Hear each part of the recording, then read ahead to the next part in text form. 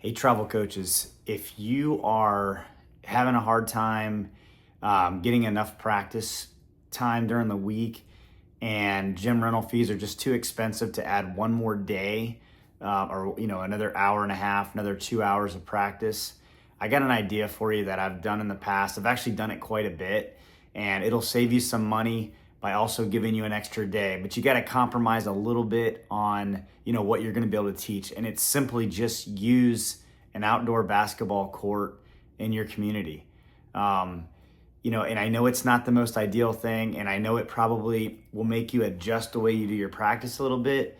But I'm going to throw some ideas out in this video of some things that I've done in the past and just some recommendations that I have on how you can structure your gym practice, your with gym practices a little bit different. And doing these skills that I'm going to talk about today on the outdoor courts might be able to make you accomplish what you're trying to accomplish without breaking the bank. Real simple here. So number one, you can do conditioning drills on an outdoor court, that enforce some of your team skills, some of those, strategies that you have as a team.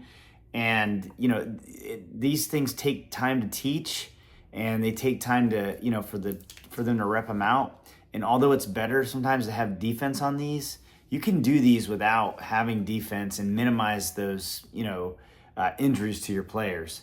One that I'd like to say is just, teaching your player, especially for those new teams, if you're teaching your players how to, transition from defense to offense and running lanes, that's a perfect drill you can do on an outdoor court. Assuming that they don't trip and fall all over each other, then they really shouldn't be, right? Like, you can run no defense drills and to teach them how to run the lanes. That's a simple one. Other conditioning drills that you can do is to enforce like individual fundamental skills, dribbling drills, passing drills, shooting drills. All those things can be done without defense. I do a lot of fundamental training, individual fundamentals, but I like to do a lot of team stuff for travel teams, but I still throw it out there. So this is something that gets them moving, and it gets them honing some of those individual skills that they're going to need to have to become better. So if you can find a way to throw that into an outdoor practice, coupled in with some of these other things I'm talking about, you'll be great.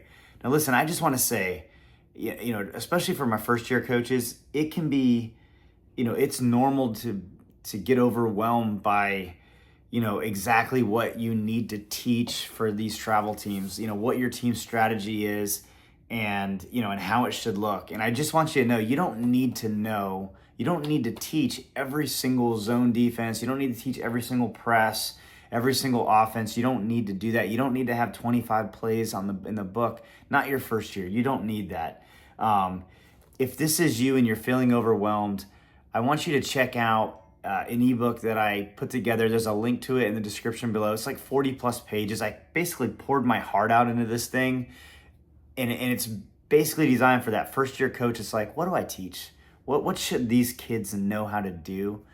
It's all in there. I want you to check it out if this is where you're at in your stage of coaching.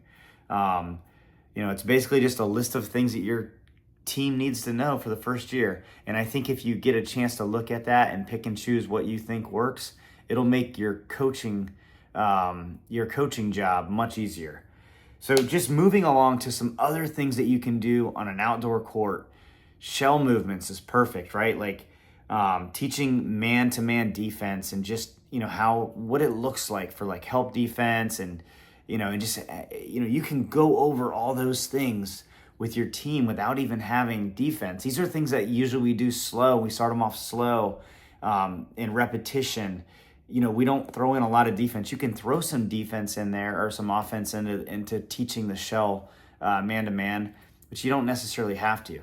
Think about when, your zone defense, right? Like, we're going to want to know, our players are going to want to know how to run 2-3 and a 3-2 if you're a new coach. And you can do, those shell movements. You can get 3 players on the outside of that perimeter, and you can just move that ball around quick and make sure that the players know how to rotate. If you're having your offense do that and passing the ball quick, that's another thing that helps your offense at the same exact time. You can also incorporate your baseline runner into that, and maybe have 4 players. I'll kind of just demonstrate. It's a good opportunity to teach this, but let's just say you could really be doing any type of zone. But let's just say in the instance of a 2-3 zone, if you just have your offensive players out here, and actually what I'll do, just to add a little bit more is, you're just moving that ball, around. You could have, 4 players out there if you want. Let's just say you do have 4 players. You could put, you could start the ball here and you could pass it. And, I would start this player here. As soon as that ball starts coming out, this player is coming here. And this just gets them thinking about movement, right? And then as soon as the ball is passed back over to this player is now moving behind. And you're teaching your players movement, and you can rotate them around in that. But what it does for your defense is now they're learning rotations. So when the ball's here, they're learning rotations. And it teaches them to move fast. So that's just another idea. I would probably throw a coach in the middle here, just so that you can get them thinking, I got to worry about that high post. So just again, another thing that you can do for outside. And the same thing with a 3-2 zone, right? And then coming back around full circle, you want your teams to be able to recognize these different defenses and how they're going to operate in an offense. So if they're running a 3-2 zone, the defense is, you want to have your defenders out there in a 3-2 zone, and you want to work like, what offense are we going to run against a 3-2 zone? That we're going to run this offense, we're going to run an overload, whatever it is. You want all your teammates or your team members to know, this is how we're going to execute. This is our plan. And you can do all this from an outdoor court, which is perfect. And then when you're at your indoor court, you can take that skill and you can go full speed with that. I think doing the outdoor court's awesome if you're having a problem with funds to get a court the entire time. If you come up with some inbound plays, you want to work on them on the outdoor courts. You really want to run your baseline and sidelines. I talk about that in my ebook. You don't necessarily need a lot of plays, especially in the beginning, but you do need a baseline and a sideline. Work on that on your outdoor court. That's easy. Like, you could get some easy quick hitters off of a baseline inbound play. But if you don't have one, that's bad. So definitely, if you need to add a night, add that outdoor court and work on those plays. And if you do come up with some regular plays, the outdoor courts is a perfect opportunity to use to work on those different team movements. So look, I hope this video was helpful. If it was, as always, hit the like button, subscribe, throw comments down below, things that you've done on outdoor courts. I do understand there's some inherent risk for running an outdoor practice, but if you do it smart and you think about some of these things, it could be a very intelligent decision.